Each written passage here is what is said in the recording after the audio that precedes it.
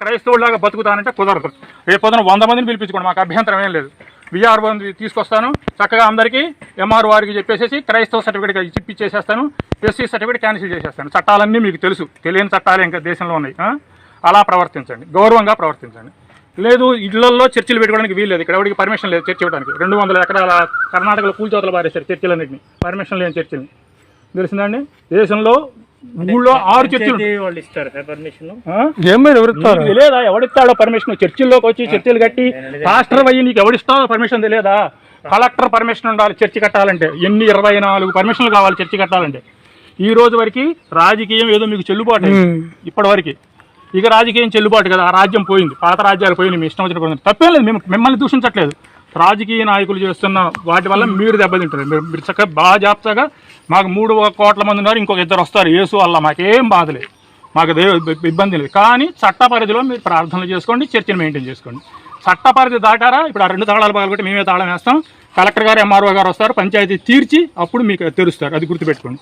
తెలిసిందండి, రేపొద్దున వస్తారు, మళ్ళీ ఎప్పుడు వస్తాం, విఆర్ఓని తీసుకొని వస్తాం. చర్చిలో ఉన్నప్పుడు అందరికీ ఎస్సీ సర్టిఫికేట్ క్యాన్సిల్ అయిపోతుంది, క్రిస్టియన్ సర్టిఫికేట్ వస్తుంది. మీకైనా అంతే. ఎవరికైనా ఉద్యోగాలలో ఉంటే గ్యారంటీగా మీకు ప్రతిబంధకం. ఓకే, మెయింటైన్ చేసుకోండి, జాగ్రత్తగా మెయింటైన్ చేసుకోండి చర్చిని. మాకు అభ్యంతరం ఏం లేదు. చర్చిని చక్కగా చూసుకోండి, యేసుక్రీస్తుని చెప్పండి, ఆయన దయాపరమే చెప్పండి. కానీ మతం మార్చడం రాజ్యాంగం ప్రకారం నేరం. ఇక్కడ ఇళ్లలో ఎవరి దగ్గరికి ఇంతవరకు ఇంటికి నేను ఎవరికి అసలు నువ్వు తెలియదు, అసలు రాకూడదు.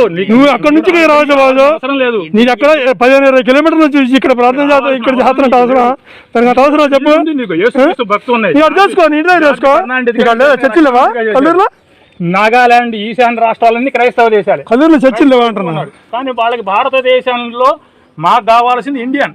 ఈ దేశాన్ని గౌరవించేవాడు, కల్లూరులో చాలా చర్చ, దేశాన్ని గౌరవించేవాడు. ఈ దేశంలో మత మార్పిళ్లు జరిగి అనేకమైన రాజ్యాలు పోతూ ఉన్నాయి. కాబట్టి భారత రాజ్యాంగం ప్రకారం జరగాలి ఏదైనా సరే.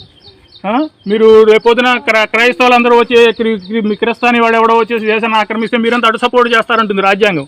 అందుకని అంబేద్కర్ కూడా ఒప్పుకోలేదు, నా శవం మాత్రమే క్రైస్తవంలో చేరుతుంది అన్నాడు.